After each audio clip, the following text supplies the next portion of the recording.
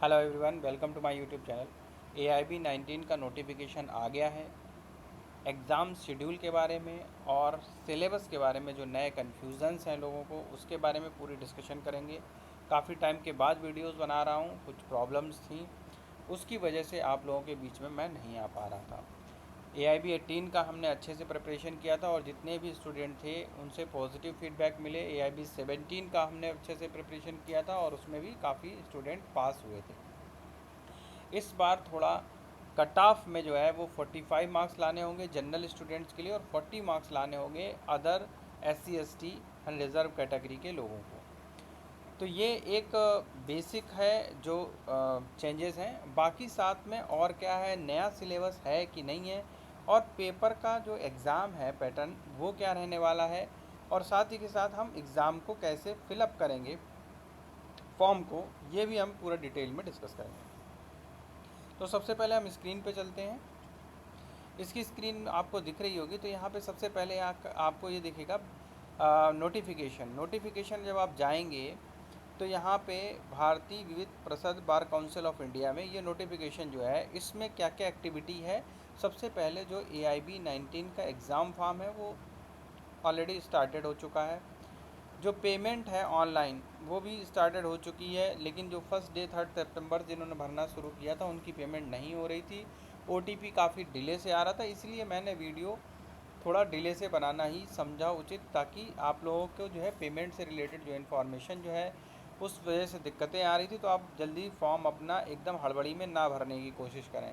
आराम से फॉर्म को फिलअप करें, क्योंकि कोई भी गलती उसकी वजह से आपके लास्ट में एडमिट कार्ड रुक जाते हैं। और फिर काफ़ी क्वेरीज स्टूडेंट की पिछली बार भी आई थी, काफ़ी ज़्यादा। देखो, ये चैनल जो है मेरा यूट्यूब चैनल, अगर आपने अभी तक सब्सक्राइब नहीं किया हो तो आप सब्सक्राइब कर लीजिए। इसमें मैंने AIB 18 की भी पूरी प्रिपरेशन कराई थी, PCS J 2023 की प्रिपरेशन कराई है लोगों को, और साथ में AIB 17 के भी वीडियोस मैंने काफ़ी इसमें डाले हुए हैं, प्रिपरेशन कराई थी। साथ मेरी पूरी कोशिश रहेगी कि मैं AIB 19 की भी प्रिपरेशन मोड पे जाऊं, लेकिन बैचेस जो हैं वो नहीं उस टाइम से बन पाए थे। उसके AIB 18 के जो बैचेस थे वो सारे फ्री ऑफ कॉस्ट थे। AIB 19 की भी कुछ ऐसी कोशिश की जाएगी, तो आप जो है बने रहिए इस यूट्यूब चैनल से, उसको सब्सक्राइब कर लीजिए, ताकि आपको जितनी भी इन्फॉर्मेशन है वो सब प्रायर बेसिस पे मिल सकें। जो भी इम्पोर्टेंट इन्फॉर्मेशन होती है इस यूट्यूब चैनल की प्लेलिस्ट पे आ जाती है, और ये टोटल फ्री ऑफ कॉस्ट है, इसके कोई चार्जेस नहीं है। ठीक है, तो AIB, और एक और चीज़ बताना चाहता हूँ, उन स्टूडेंट्स का मैं बहुत ज़्यादा उनको थैंक यू कहना चाहता हूँ जो मुझसे कंटिन्यू जुड़े हुए हैं। 2 साल से वीडियो नहीं बना पा रहा था, 1.5 साल से लगभग। AIB 19 के बाद से, AIB 17-18 के बाद से ही वीडियो काफ़ी टाइम से मैंने एक भी वीडियो नहीं डाला है। तो अब कोशिश होगी कि लगातार वीडियोस मैं इसमें पब्लिश करूं। कुछ इश्यूज़ थे जिनकी वजह से मैं नहीं ऑनलाइन आ पा रहा था आप लोगों के बीच में।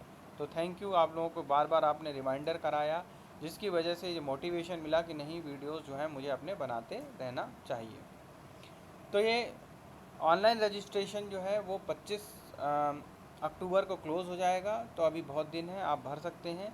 और साथ ही जो लास्ट डेट है करेक्शन वगैरह की वो 30 अक्टूबर तक आपको करनी हो तो आप कर सकते हैं। कोशिश यही कीजिएगा कि एक बार में आप अपना फॉर्म सही से भरें, ताकि कोई करेक्शन की गुंजाइश ना बचे। इसके बाद आपका 18 नवंबर को एडमिट कार्ड, और एग्ज़ाम जो है 24 नवंबर को आएगा। तो सबसे बड़ी बात ये, क्वेश्चन एक यहाँ पे उठ रहा है कि यार इतनी जल्दी अभी फॉर्म आया और इतनी जल्दी ये एग्ज़ाम है, तो तैयारी का क्या होगा। देखो, एक बार तो ये है कि इनके नोटिफिकेशन का कोई भरोसा नहीं है। ये नोटिफिकेशन, एग्जैक्ट नोटिफिकेशन डेट पे एग्ज़ाम कभी आज तक मतलब इनके होते नहीं रहे। तो इनकी डेट ज़रूर थोड़ी बहुत चेंज होती है, तो हो सकता है कि डेट ऑफ एग्ज़ामिनेशन आपकी आगे बढ़े और चेंज हो, लेकिन आप इसके भरोसे मत रहिए कि आगे ही बढ़ेगी तभी कुछ होगा। आप अपनी ये मान के चलिए कि फाइनल एग्ज़ाम डेट जो है 24 नवंबर ही है, और आपको अभी से प्रिपरेशन अपनी जारी रखनी है। इसके पहले जो पेपर थे उसमें 40% के कट ऑफ थे, तो उसमें थोड़ा ईजी था। इसमें 45% का कट ऑफ है, थोड़ा थोड़ा करके ये बढ़ाते ही जा रहे हैं डिफ़िकल्टी लेवल। लेकिन अच्छी बात यह है कि अभी भी इस एग्ज़ाम में आपको जो 45% है, अभी कोई नेगेटिव मार्किंग की ऐसी कोई सूचना नहीं है। साथ में 45% का जो कट ऑफ है आपका, उसके उसमें जो है आप बेयर एक्ट भी पूरी तरीके से ले जा सकते हो। और जो अभी तक इंफॉर्मेशन है उसमें जो सिलेबस की सबसे ज़्यादा कन्फ्यूजन है, उसमें सिलेबस में कोई भी अभी ये इन्फॉर्मेशन नहीं आई है कि नए लॉज आएंगे। अभी उन्होंने 17 का ही सिलेबस अपडेटेड डाल रखा है उसमें, और वही सिलेबस जो है अभी तक कोई सिलेबस से रिलेटेड इन्फॉर्मेशन नहीं है। जैसे ही आएगी वैसे ही मैं नोटिफिकेशन जारी करके आपको ज़रूर डिटेल में बताऊंगा सिलेबस के बारे में। वही जो तीन हैं, आईपीसी, सीआरपीसी और एविडेंस, इनके नए वाले एक्ट आएंगे या पुराने वाले एक्ट आएंगे, इससे रिलेटेड थोड़ा कन्फ्यूजन है बच्चों में। तो ये मैं डिटेल जैसे ही आएगा उसका वीडियो मैं आपके सामने ले आऊँगा, तो आप उसमें देख लीजिएगा। तो सबसे पहले हम यहाँ पे क्या करेंगे, इसमें लॉगिन करेंगे। इसमें लॉगिन का ये फॉर्म है, अगर जिनका पहले से ही एप्लीकेशन जो दोबारा से एग्ज़ाम दे रहे हैं वो सीधे सीधे अपना ईमेल आईडी या फ़ोन नंबर डाल करके, पासवर्ड डाल करके लॉगिन यहाँ पे कर सकते हैं। और जो पहली बार एग्ज़ाम दे रहे हैं उनको इसमें रजिस्टर करना पड़ेगा। जैसे ही आप रजिस्टर हियर पे क्लिक करोगे तो आपका इस तरह से रजिस्ट्रेशन फॉर्म खुल जाएगा। रजिस्ट्रेशन फॉर्म में सबसे पहले आपको अपना नाम, यहाँ पे एप्लीकेंट नेम जो आपकी मार्कशीट में और जो आपके आधार कार्ड में मेंशन हो वही नाम आपको यहाँ मेंशन करना है।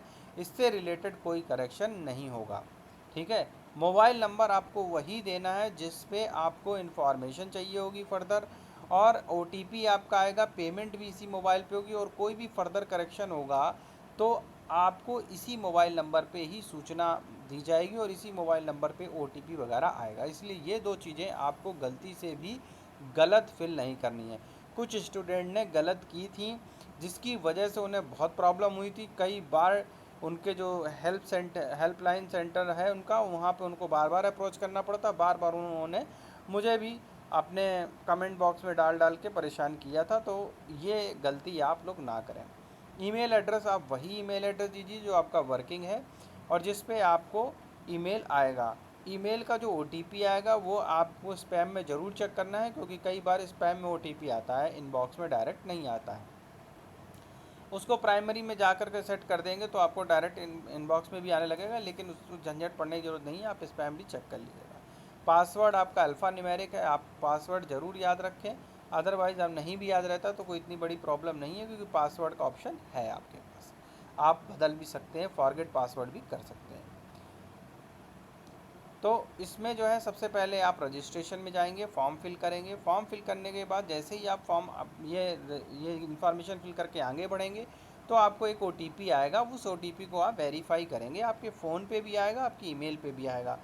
थोड़ा डिले में आएगा तो आप परेशान मत होइएगा। तो उस टाइम पे साइट स्लो थी, अभी साइट ठीक चल रही है मेरे हिसाब से, तो आपको जल्दी आ जाएगा। स्पैम में भी चेक कर लीजिएगा। इसके बाद आप जैसे ही रजिस्टर हो जाएंगे, इसलिए फिर से आपको थैंक यू कह के लॉगिन पे रिडायरेक्ट कर देगा। यहाँ पे आप लॉगिन पे जा कर के अपनी ईमेल आईडी या फिर फ़ोन नंबर और पासवर्ड डाल करके लॉगिन करके आप लॉगिन हो जाइए। जैसे ही आप लॉगिन हो जाएंगे तो यहाँ पर आपकी पर्सनल डिटेल मांगेगा, आपकी मेल आईडी, आपका मोबाइल नंबर आपको फिल हुआ करा हुआ आएगा, AIB19 लिखा हुआ है। एग्ज़ाम नेम आपको AIB19 सेलेक्ट करना है। एप्लीकेंट्स का फुल नेम, यहाँ पे आप अपना पूरा नाम सेलेक्ट करेंगे। Name as recorded in the enrolment certificate, जो भी आपका आधार कार्ड में नेम है आप वो लिखेंगे। कैटेगरी, आपको कैटेगरी सिलेक्ट करना है। और government ID proof, government ID proof में कई सारे ऑप्शन आपको आएंगे, जैसे आधार कार्ड है, ड्राइविंग लाइसेंस है, पैन कार्ड है, वोटर आईडी कार्ड है। ये सारे गवर्नमेंट आइडेंटिटी प्रूफ आपको, उनमें से कोई भी आप एक सिलेक्ट कर लीजिएगा, उसकी डिटेल आपको फिल करनी है। नाउ अब आते हैं एनरोलमेंट सर्टिफिकेट नंबर। अब एक बहुत इंपॉर्टेंट क्वेश्चन आता है, लोग पूछते हैं कि सर एक बार बताइए कि मैं अभी LLB कर रहा हूँ, फाइनल ईयर में हूँ, तो क्या मैं अपना ये फॉर्म डाल सकता हूँ? नहीं डाल सकते हैं। ऑब्वियस सी बात है, जब तक आपके पास स्टेट बार काउंसिल का लोकल रजिस्ट्रेशन नहीं कराया होगा, यहाँ पे एनरोलमेंट सर्टिफिकेट नंबर आपके पास नहीं आएगा। तो उसके लिए आपको बार काउंसिल में, आपकी लोकल स्टेट बार काउंसिल में रजिस्ट्रेशन कराना ज़रूरी है। तभी आपके पास वो नंबर आएगा और तभी आप जो है आप इनरोल कर पाओगे। यहाँ पे डेट ऑफ बर्थ डालनी है। अदर डिटेल्स जो हैं वो आपको बार काउंसिल की डिटेल डालनी है, किस बार काउंसिल में आपका एनरोलमेंट है। आपका यूपी बार काउंसिल में है, बार काउंसिल ऑफ दिल्ली में है, जिस भी स्टेट बार काउंसिल में है आपको वो स्टेट बार काउंसिल सेलेक्ट करनी है। और यहाँ पे अपना जो एनरोलमेंट सर्टिफिकेट नंबर है वो ज़रूर ध्यान से सही भरना है, ठीक है। बाद में करेक्शन के चक्कर में मत पड़ो, बहुत दिक्कतें होती हैं। कैंडिडेट टाइप आपने फ्रेश दे रहे हो, अगर को पिछली बार आप दे चुके हो तो यहाँ पे आप रिपीट डालेंगे, अल्टरनेट मोबाइल नंबर डालेंगे, सेव पासवर्ड करेंगे, फिर आपको ये फ़ीस पेमेंट वाले ऑप्शन पे ले जाएगा। तो ये जो डिटेल है वो एआईबी एग्ज़ामिनेशन की पूरी डिटेल मैंने आपके सामने डिस्कस कर दी है। साथ ही मैंने जितने भी वीडियो हैं वो अपने इस